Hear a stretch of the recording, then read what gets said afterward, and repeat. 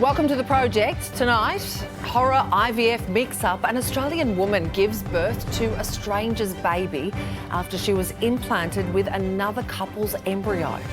All aboard the Trump tariff roller coaster. Why did the US president change his unchangeable mind, and what does it mean for your hip pocket? Last I chat with madman and Hollywood heartthrob Jon Hamm. And the urinal of the future that's going to change the way men relieve themselves. Seriously, I'm not taking the piss. A futuristic urinal coming right up. And he's out of the gate. We are live from the lands of the Cooler Nation with Nick and Susie. Let's get into it. And tonight, dangerously long days, debilitating understaffing and comparatively low pay. That's why New South Wales doctors say they've been forced to walk off the job, wrapping up their 3-day strike today in protest of what they deem a crumbling health system.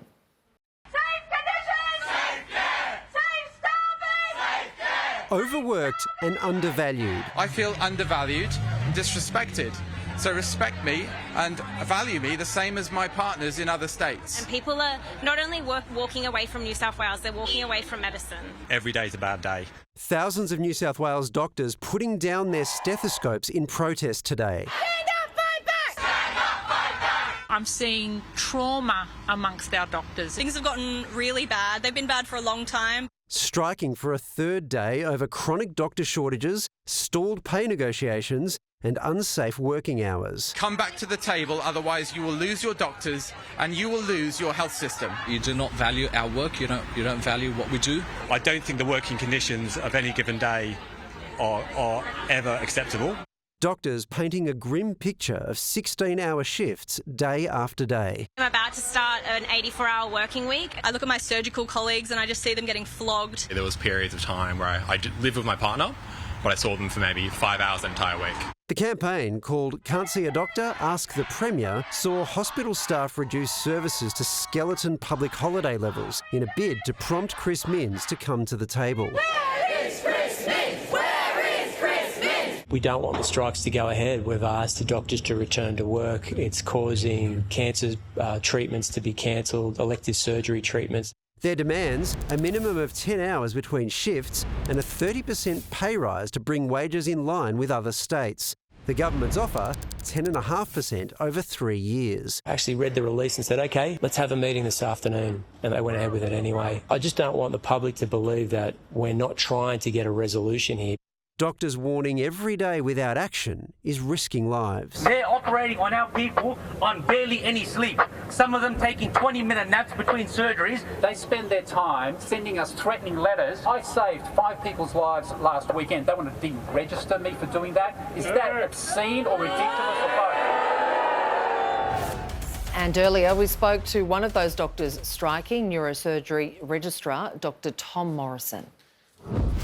Dr. Tom, thanks so much for joining us. Can you tell us about some of the absolute worst days you've had on the job? Thanks, guys. I'll tell you about 2 weeks ago. I was working during the week. I get to work at 7. I operated all day. I finished at 10 o'clock. I went home, and an hour later I was called in for an emergency operation. I operated again from 11 till 3 a.m. and I was still expected to turn up for my shift at 7 o'clock the next day. It's just really hard to do that day in, day out, and you just know in your heart of hearts you're not giving the best possible care you can to your patients. Yeah, well, being in the operating theatre with that little sleep, I mean, that's not safe, right? What sort of danger are patients in? Well, I wouldn't be able to drive a truck, I wouldn't be able to fly a plane, but I'm allowed to come to work and make life and death decisions and operate on people. Now, 30% sounds like a big bump. A lot of people assume doctors are really well paid from the get-go, but what does the hourly rate look like for a junior doctor? When you start as a medical intern, you start on $38 an hour. New South Wales has the lowest paid doctors in the nation. It's about 30% less on average than anywhere else. And we also have worse conditions, Queensland, Victoria. If you're fatigued, you get fatigue allowance, so you don't come to work and you get covered. But that's just unfortunately not the case here. So that 30% increase that you're asking for, are you saying that is simply to close the gap between New South Wales and every other state around the country? Is that how you arrive at that? We don't want to be the best paid doctors in the country, but at the moment we're the worst, and we're the worst by a long shot. And as a result, we don't have the staff to be able to give patients the care they deserve. This is a really interesting dispute because, perhaps oddly, the Premier broadly agrees with you on that. It's just a question of what he thinks the government can afford to do and how quickly. And so he said yesterday, this was a quote, "We recognise doctors had their wages capped for 12 years, but New South Wales taxpayers cannot afford to find a 30% pay rise in 1 year. You can't fix 12 years in 12 months," I think was the quote. Does he have a point on that? If I go and see a patient in the emergency room and they're unwell, I can't say the doctor who was there for 12 years before should have done a better job. I just have to treat them.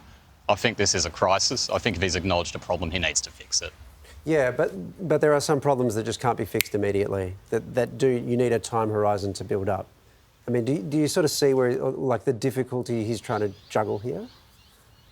Oh, look, I appreciate he's got a political problem, but at the same time, I would ask him, do you think what we're currently doing is safe and acceptable? Because if you're not prepared to fix it, you must be prepared to tolerate it. And I think the situation is intolerable as it currently is.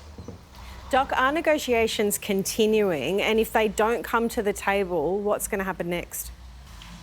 We're not going to give up on our patients. The outpouring of community support about wanting to have safe care has been incredible. We're going to keep going till it's safe for us and safe for you. $38 an hour for a junior doctor. I mean, it's not much more. After however many years of Yeah, it's not much more than a bartender. Tom, we appreciate your time. No, thanks very much, guys. And staying with Premier Chris Minns, who is obviously very much a politician, forgot what his job was. The world is on a hinge point. It's a difficult time for global economics. And the truth of the matter is, if I can be political for a moment, it's not usually my style, but if I can be political for a moment. No wonder the strike's not going well. The guy they're up against forgot he's a politician. We're up to a break. We'll see you soon.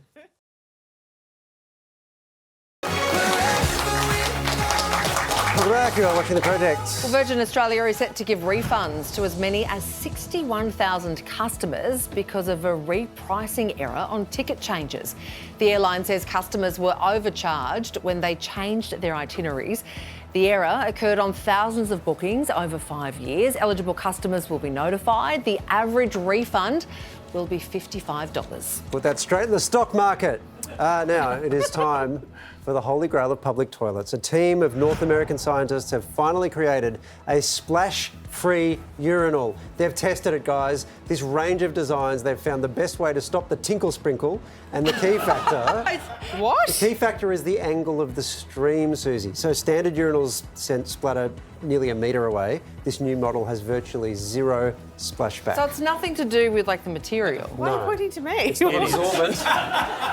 They've got this all wrong, because unless they've tested it on a man that's had 8 pints and is yet to break the seal, how do they know how true the force of a slash can be? No, they've got one for him, but it's just kind of shaped like that. Can we see those urinals again?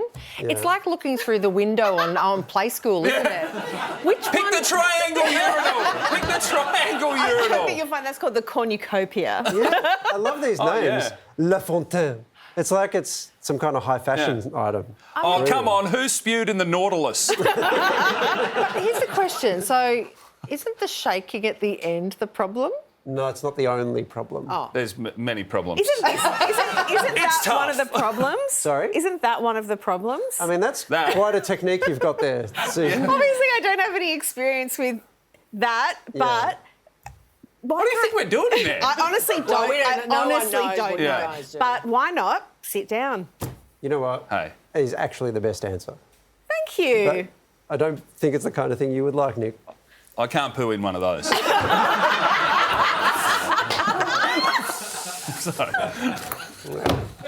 You asked. We're going to see what else is making news now around the world. Prince Harry's security appeal has wrapped up, with the court told current bespoke arrangements put his life at risk. But government lawyers say it's a flexible and tailored approach better suited to Harry's unique post-royal circumstances. A decision will be handed down at a later date. As the measles outbreak in America spreads to 23 states, a change of heart from Health Secretary Robert Kennedy Jr. following the death of a third child. He's now encouraging people to be immunised, despite once falsely claiming the measles vaccine was unnecessary and risky. People should get the measles vaccine, but the government should not be mandating. And as King Charles and Queen Camilla celebrated their 20th wedding anniversary in Italy, their secret to success has been revealed: their living arrangements.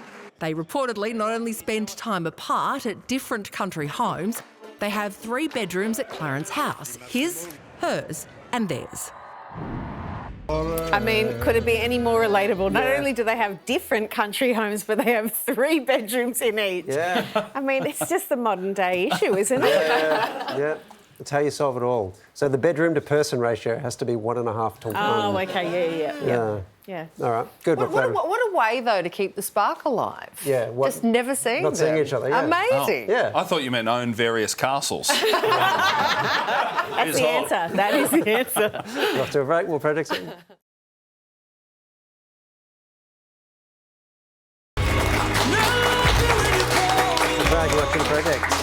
Well, as we heard earlier in the show, Australia's healthcare system is under strain. Hospitals are overwhelmed, aged care is stretched and demand for end-of-life care is surging. Too often, older Aussies are dying in crowded wards when they'd rather be at home, but many families just aren't able to make that happen. So where do we go from here? For many, this is where life ends. Under bright lights in a sterile, unfamiliar place. They're busy places. They are not quiet places. They are not going to be environments where it's actually going to be optimal for the family and particularly the patient to die. After almost 3 decades in intensive care, Dr Mitchell says she's never seen so many people coming through hospital doors. The challenges that we face is that there have been very few conversations about what's going to be important to that patient as they near their end of life. The common thread? A lack of planning and acceptance around death. I probably can count on one hand how many times I have come across an advanced care plan. And once they're unconscious and I'm seeing them in the middle of a medical emergency, I have to seek information from the family member who's listed on the medical record. It's very hard for them to make that in-the-moment decision when they actually haven't been prepared for it. Cheryl Moon waited too long to discuss her mum's end-of-life plan. June was 92 when she was admitted to Canberra Hospital. Her heart was failing. It became obvious that she wasn't going to go home, and so the surgeon advised us to look for care for her. When we told Mum we were looking into aged care, she rolled over, and the next 10 days were about her leaving the world, I guess, under her own terms. Cheryl wishes she'd spoken more openly with June about her health, believing it could have given them more time together during an already difficult period. My son died 10 days before my mother, so working through the grief was on behalf of 2 people. There's a big expectation on people to be more aware of how to deal with lawyers or superannuation companies. That's just another complication of ensuring that the end-of-life process comes to an end. The grieving never does, but that the process does. There's so much that we need to do in preparation for this life stage, and it's never going to be easy, but it can be a lot better. Melissa Reeder runs Violet, an organisation that helps Aussies navigate life's final chapters. In that last 12 months of life, people spend an average of 33 days in hospital. A large proportion of that is really non-beneficial. It also means that there is really significant cost bearing down on our healthcare systems. We are not providing enough support to help people have the experience they want and deserve.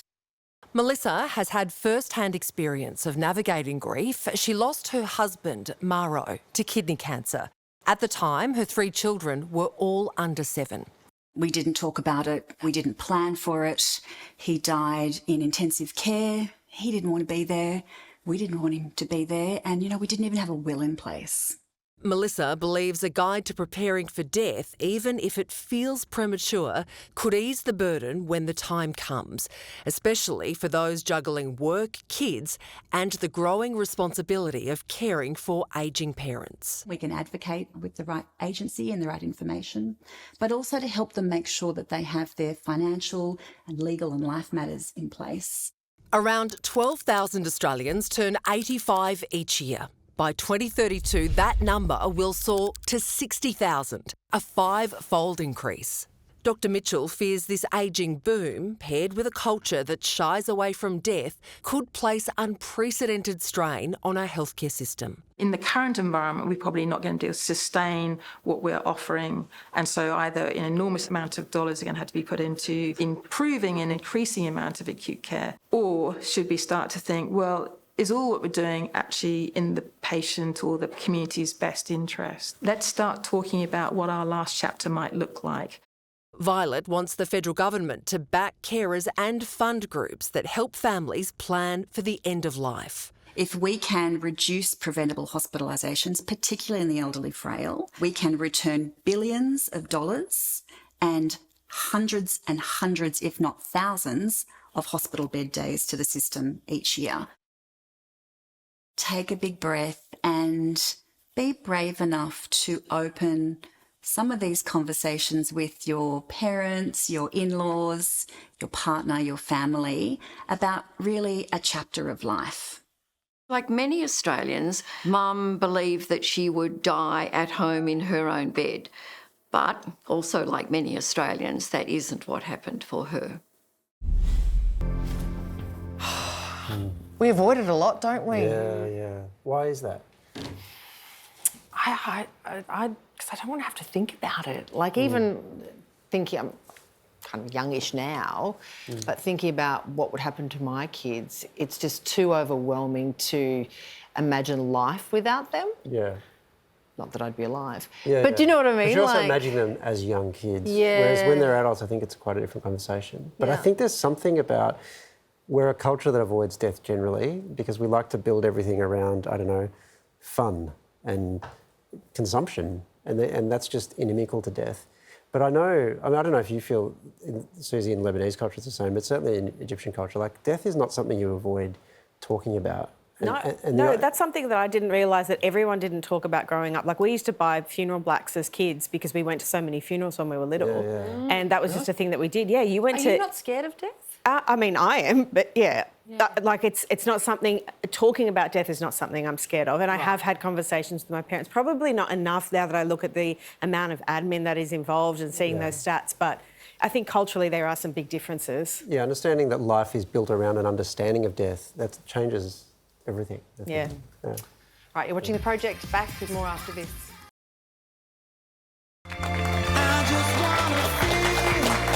Welcome back to The Project. Let's get some more news now, and a nightmare scenario for two Australian families after a woman was implanted with another couple's embryo at Monash IVF.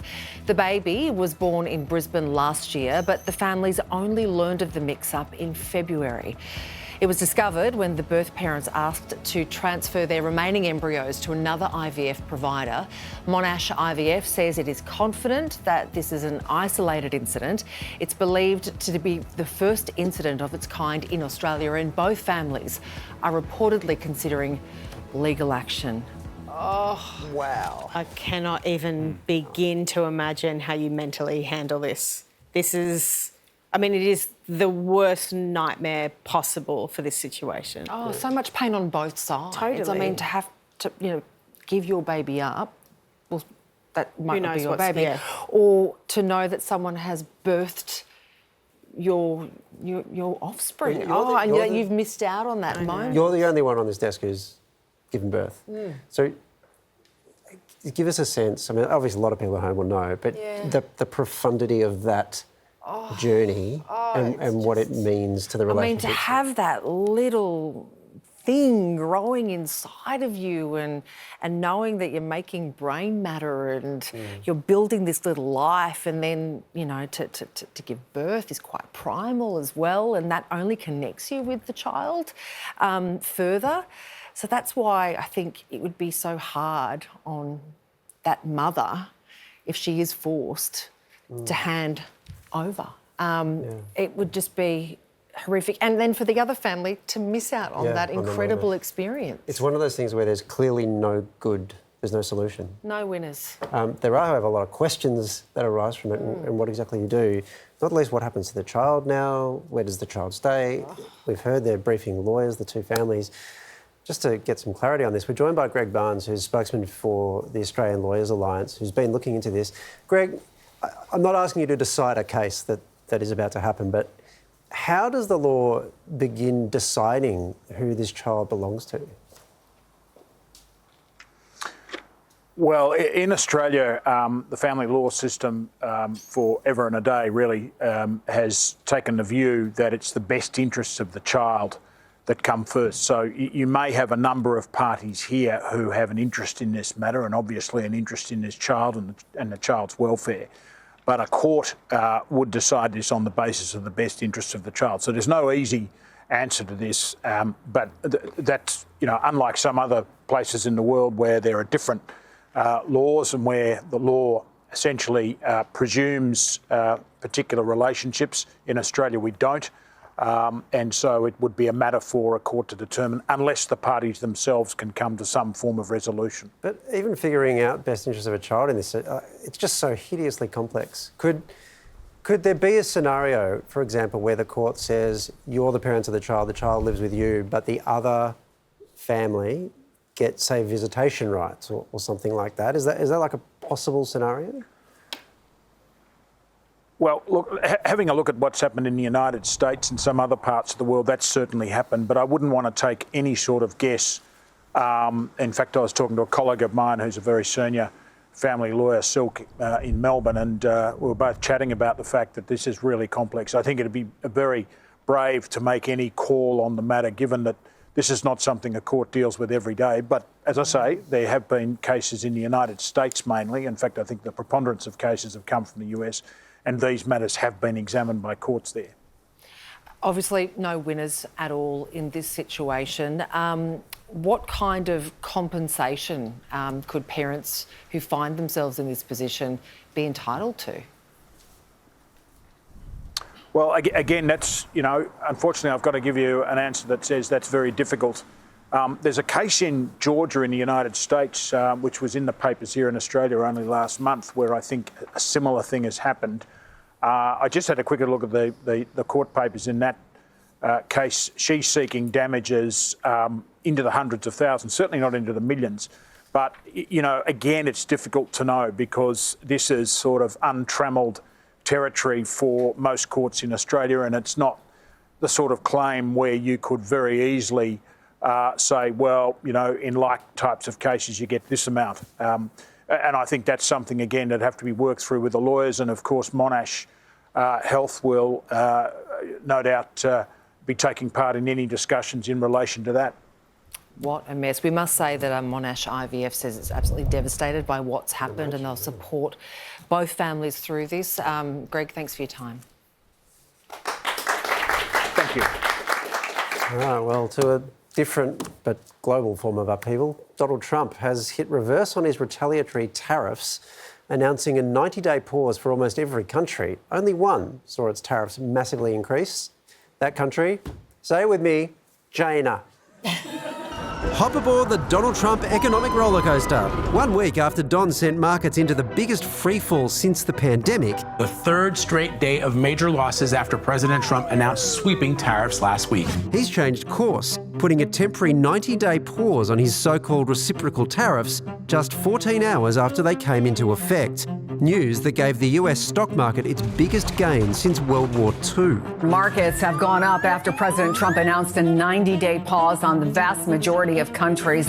Almost every country now, temporarily at least, reduced to a 10% tariff baseline. We'll continue to advocate that Australia's tariff rate should be zero. Our budget needs to be in good shape to prepare ourselves for whatever comes our way. All Australians should be relieved that the US tariffs are down to 10%. What were they before?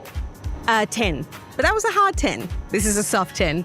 Has more of a 7 energy, really. So why exactly did Donald, who said on Friday that his policies will never change his policies? Apparently because everyone was panicking, or as he put it, they were getting yippy, they were getting a little bit yippy. That yippiness a reaction to fears of a global recession. Fears that haven't gone away after Trump bumped China's tariff up to 125% following their reciprocal 84% tariff on US imports. And while things might not look as bad as they did 24 hours ago, companies are still in this moment of suspended animation. Trump's reverse course coming as a shock, at least for those not following him on social media, where just before the announcement he told followers they should buy stocks, a move some are calling insider trading. Could Trump be in trouble for violating securities law? Yeah, he could be in a lot of trouble. Oh, Christ, you're serious. Next question. Meanwhile, China's reached out to Australia offering to join hands to defend global trade against America. But our government is keeping its hands to itself. We're not about to make common cause with China. That's not what's going to happen here. The Australian stock market surged in the wake of the news, and our dollar also recovered slightly. But what's in store for Aussie interest rates and super balances remains uncertain. My message to all Australians is on May 3rd to re-elect me, because my super is in serious shit, and at this rate I'm going to need to keep working until I'm 90. It's going to work out, and it's working out, I can tell you. Vote one, Susie. Now, joining us from DC is George Washington University's Stephen Hamilton. Stephen, some people are saying that this is just the art of the deal. Others reckon that Trump just doesn't know what the hell he's doing and he's lost. What do you think? Look, I mean, to be honest, it's very clear that, you know, ultimately Trump wanted tariffs. That's what he wanted. He's wanted to do tariffs for 40 years. And last time he was president, people kind of held him back. And this time he's unleashed. And this plan was really the full Trump. And the only reason he said, it's reported today that he said he was fine with a recession. He just didn't want a depression, which I'm not sure I've heard of anything quite so outrageous, frankly, from a national leader. And the only thing that stopped him was something quite extraordinary, which is the bond markets basically deserted the US. No one was willing to lend to the US anymore, and the effects of that could be catastrophic, and ultimately that's what tipped him over. Stephen, how stable do you think the situation is now, or is stable not a word we can use anymore? A stable genius, perhaps. Yes. No, I think that look, it's a highly uncertain situation. Obviously, they put this 90-day deadline on things, and so it'll depend a lot on what happens between now and then. But, you know, we've put a 125% tariff on China, and that's America's third largest trading partner behind Canada and Mexico. So, you know, there's still the 25% tariff on cars. There's still the steel and aluminum tariffs. There's tariffs on Canada and Mexico. You know, these things are going to be economically disruptive. And obviously, a lot of US consumers and businesses are going to be thinking, wow, what happens next? What do I do? And if everyone kind of holds back, you know, that's the sort of thing that could cause a big economic shock. And that's the sort of thing, you know, even if it's in America, that could kind of find its way to Australia. Steve, you just said we put a 125% tariff on China. I thought you were Australian, mate. I mean, in this era of nationalism, why are you a traitor? I'm sorry. Well, I've got to be careful now in the US regime what I say, who I'm loyal to. So, you know, but yes, no. The US, you know, the US government. Yes. All right, thank you for clarifying. You can keep your passport. Let's stay with Australia, the thing that matters here. Just a few days ago, by that I mean the government, various economists at our banks were talking about multiple, perhaps 4 or 5 rate cuts in our interest rates this year. Do you think that will still happen, or some version of that? I think one thing is clear is that the path of rate reductions is much faster than we thought a month ago. So that's definitely the case, I think. I mean, I don't think anyone would disagree that things are going to speed up more. The question is just how quick. And there's a lot of uncertainty here. So, you know, this affects Australia in lots of different ways, right? I mean, China's going to have all sorts of goods it needs to get rid of. It might flood Australia with those goods, which actually lowers interest rates, right? It sort of helps the RBA. It lowers inflation. And similarly, you know, China's going to demand less of our resources, right? Which is going to also kind of cool the Australian economy. You know, and so, you know, how that plays out. And of course, the bigger question of whether there is a kind of US recession, which of course would lead to kind of emergency rate cuts in Australia. We just have to wait and see. Well, Trump told all of his followers to buy stocks before the announcement. Should I start taking financial advice from his Truth Social feed? Yeah, that's right. And more disturbingly, just before the announcement became public, we saw a big spike in these call options, which is a bet that that the market would recover. So there's some indication that there was insider trading, that someone on the inside made millions and millions of dollars in anticipation. So we'll have to figure out what happened there. All right, Stephen, thanks for your time. Cheers.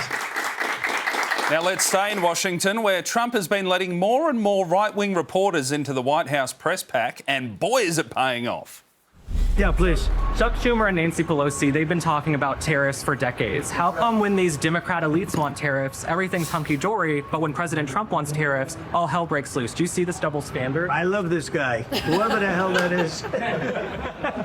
How nice would it be to have a great journalist so blatantly on your side? Nick, you are a great bloke. The UFC is on this weekend, and you deserve a pub day with your mates. What a great guy. I love this guy. I don't know this guy, but he says beautiful things, great things. This is more fun than asking real questions. Who's getting yippy now? More Project after this.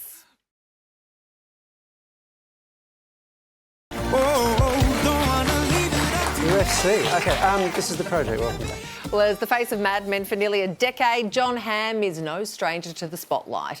Now with a brand new project dropping, we chatted all about the new series, existential dread, and why he reckons Aussies are freeloaders. Jon Hamm made a suave entrance onto our screens as charismatic advertising executive Don Draper. But everybody else's tobacco's toasted. No, everybody else's tobacco is poisonous. Lucky Strikes is toasted. Winning an Emmy and 2 Golden Globes, Jon went on to show off an impressive range, from comedy chops in 30 Rock. I quit! This racket is a fart and you cheat! You're cheating! To a villainous edge in Fargo. Quiet. Now he's front and centre once more in Your Friends and Neighbours. After being fired, hedge fund manager Coops starts playing with fire by stealing from his wealthy peers. These houses have all this stuff no one would miss for a while. For a guy with no job, we sure are busy. Jon Hamm, you're back as TV's leading man. Why did now feel like the right time? Mostly it was the right project. It's sexy and it's funny and it's dark and it's dramatic, but it's also kind of gets into some deeper themes that I think are particularly relevant in 2025 and hopefully moving forward. You play Coop, a hedge fund manager who loses everything. I want to know, as someone who works in Hollywood, do you ever have moments of existential dread? I certainly do understand that we live in a moment in time that serious strangeness going on with not only in our business, but certainly in the culture and in the political climate. And I certainly am an optimist. I think that whatever happens, when we will all come out of this crucible better for the experience too. So even if that's not true, I'm going to keep thinking that, and maybe I'll manifest it to be true. Well, you are wearing rose-coloured glasses. That's true. Maybe that's the whole point. That's why I got these glasses. Everything looks a little bit better. When you were first in Australia, you were awarded the International Man of the Decade. Yes, ma'am. I sure was. That was back in 2017, I want to say, or 2018. And I came down. I was able to go with my best friend who I grew up with. He was best man at my wedding. My first and only time visiting Australia. So it was a lovely way to come, be celebrated. I had a wonderful time. I look forward to getting the opportunity to come back and visit. Well, actually, I wanted to talk to you about your acceptance speech. You all go everywhere and you stay on our couches. And you never pay. And it's the worst. Do you stand by that?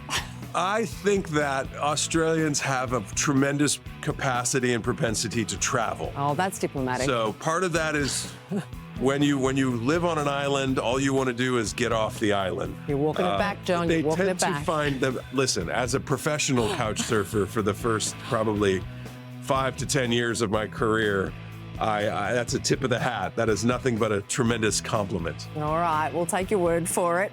Maybe it's just desperation. That's the first honest thing you've said. I'll give you 65 for it. In the series, you go on a suburban crime spree and you actually get pretty sneaky. Are you good at thinking on your feet?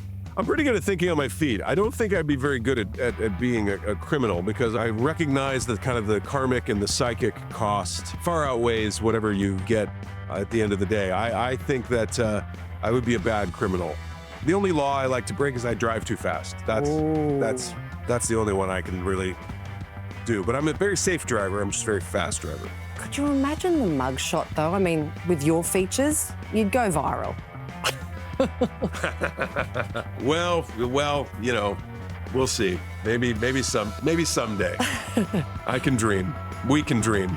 We can all dream, Jon. Hey, it's so great to chat. Congrats on the series. And come see us next time you're in Oz. I'm sure there'd be a few of us who wouldn't mind offering up our couch to you. Wonderful. I'll take them up on it. I meant you, Suze. Yeah. Hey, Your Friends and Neighbours, it premieres tomorrow on Apple TV+. I feel like we were interrupting. You're watching The Project. Back soon.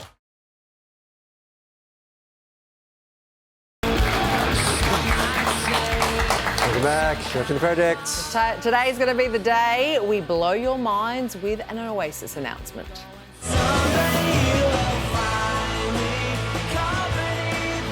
Next week on The Project, are you the ultimate Oasis fan? Before they land in Australia for their stadium tour, we're giving you and a friend the chance to see the Gallagher brothers in London or Manchester. All you have to do is watch The Project, grab the code word and enter at 10play.com.au/win.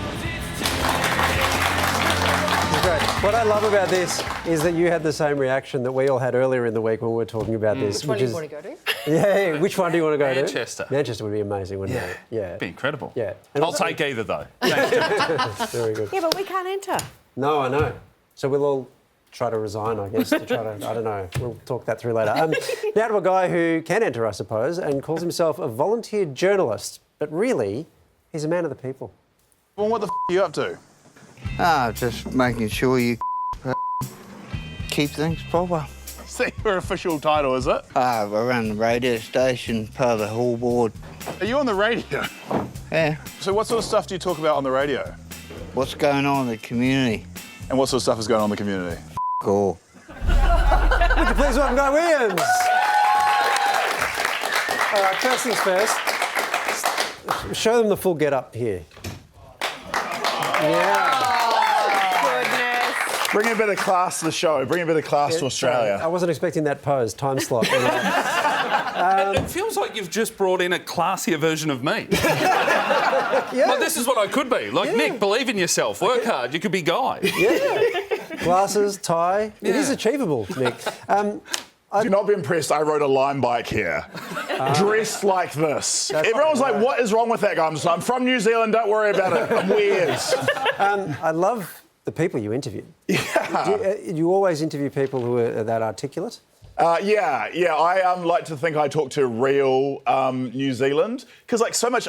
We've got this problem in New Zealand where, like, all media, of which there's very little anymore, is in Auckland. I go to talk to the real people, and it is terrifying. Oh. And that's what I love about it. I was like, like, we're so central, big city focused. We've got to get out there and talk to the real people. Get punched in the face a couple of times. It's awesome. Right. That's... you come here in your fancy suit. Yeah. You'd be wooing our audience on your way in. You're sitting in Nick's spot. Are you gunning for a job here? What's going on, Guy? I am desperate for a job here. I don't want to brag about it, but I appeared on the Project New Zealand, and then 3 weeks later it was cancelled. Oh. So I don't want to jinx people, but I am box office toxic. To be honest, I'll trade you my spot for a Lime bike. So let's start wheeling and dealing now.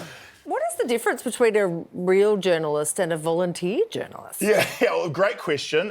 No one wants me to do what I'm doing, but I do it anyway. But I do have a serious kind of point around this. That I started maybe 5 years ago in New Zealand doing this kind of parody. I like to think of myself as like Anchorman or maybe like The Daily Show or The Weekly here in Australia, that kind of style.